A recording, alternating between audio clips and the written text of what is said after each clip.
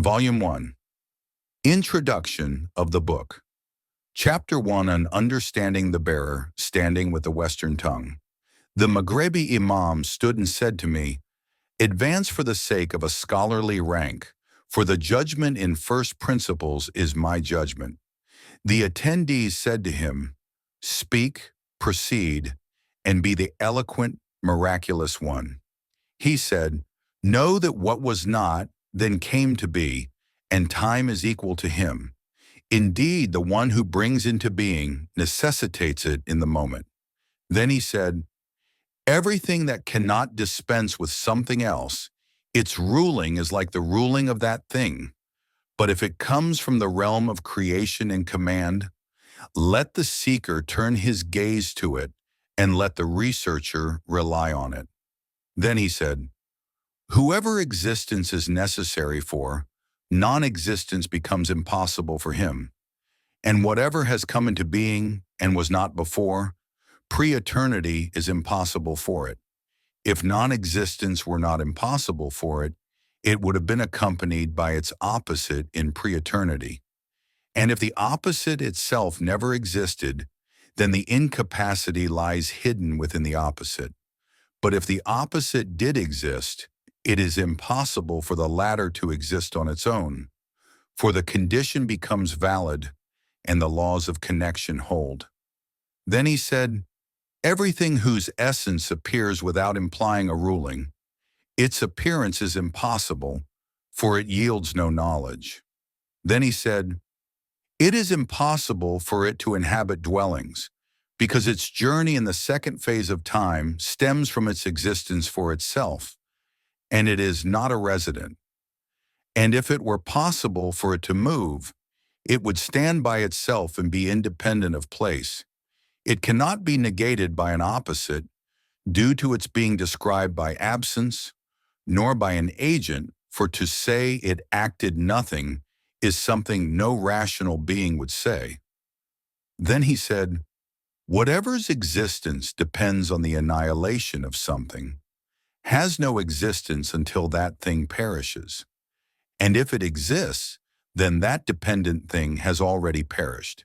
And if something preceded it, the meaning is confined and restricted, and it inherits that description even if eternal. Thus the essence is proven through dual affirmation, two lambs."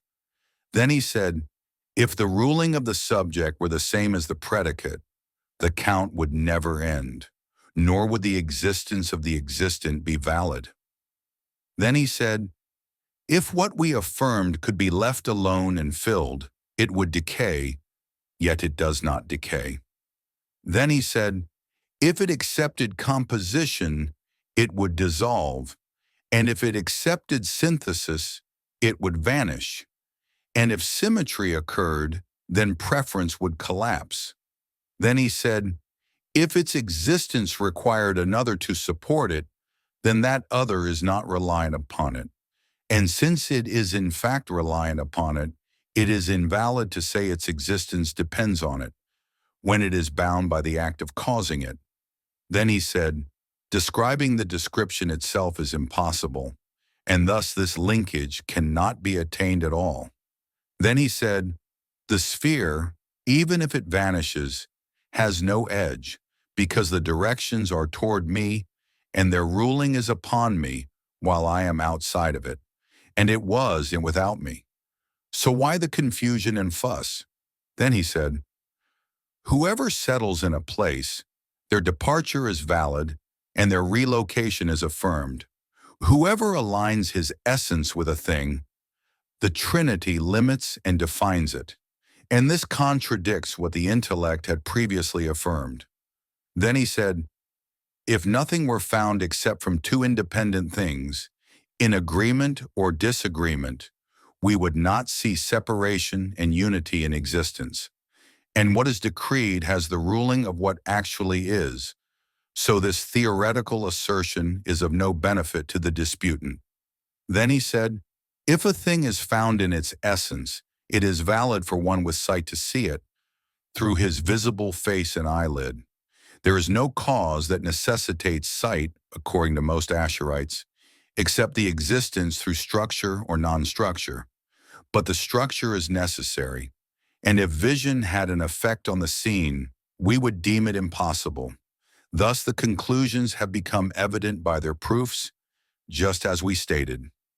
Then he prayed and gave peace after praising Allah and sat. The attendees thanked him for his brevity in expression and the completeness of meanings in his subtle allusions. Chapter 2. On understanding the carried carrier, necessitated by the Eastern tongue. Then the Yemeni stood and said, "Whoever corrupts a thing after having originated it, it is valid for him to restore it as he began it." Then he said, "If the subtle spiritual essence, al-latifa al-rūḥāniyyah, settles in any part of a human being, then the designation living being is valid for him. The one who is asleep sees what the wakeful one next to him does not, due to the difference in their dispositions. Whoever life has taken hold of, then pleasure and pain are both possible for him. So why do you not acknowledge this?" Then he said, "A substitute can take the place of a thing and entail its same rulings." Then he said, "Whoever is capable of holding birds in the air, and they are physical bodies, is capable of holding all corporeal masses." Then he said, "The constitution of being has been completed, and the edges of the circle have come together, before the motion of the circle itself began." Then he said, "Establishing the religion is the ultimate goal, and that is not possible without security. Thus, appointing an imam is obligatory in every era."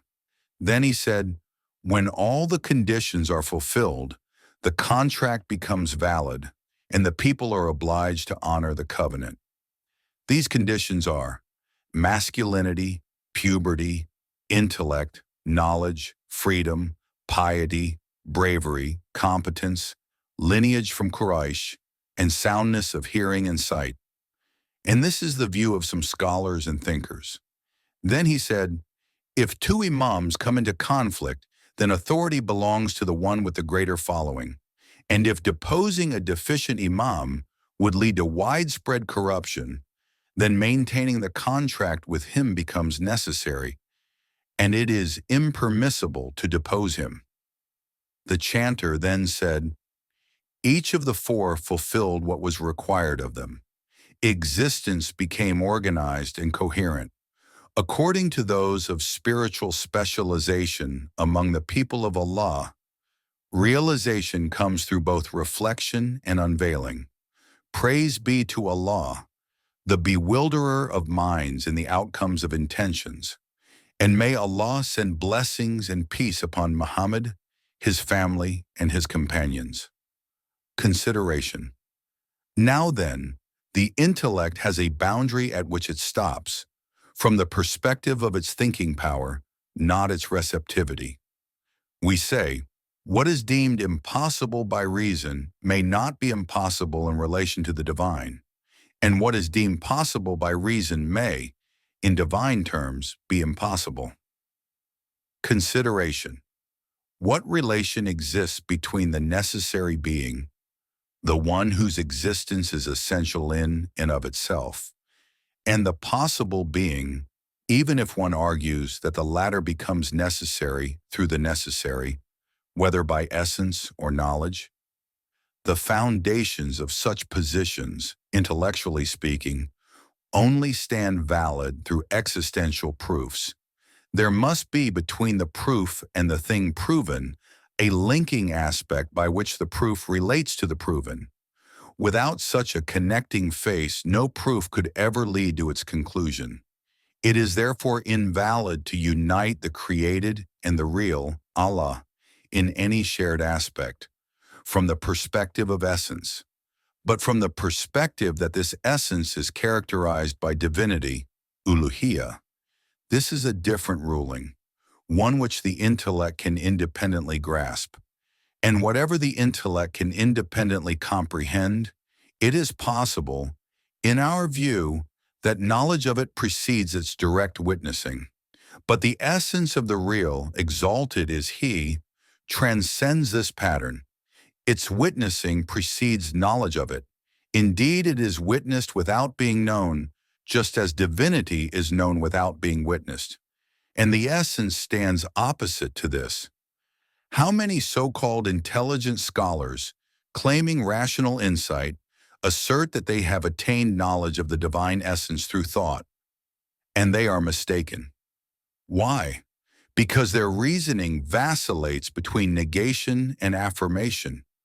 Affirmation returns to the intellect itself, for one only affirms of Allah what one is able to comprehend, such as that He is knowing, powerful, willing, and so forth. Negation, on the other hand, refers to non-existence, and negation cannot be an essential attribute, because essential attributes of beings are always affirmative.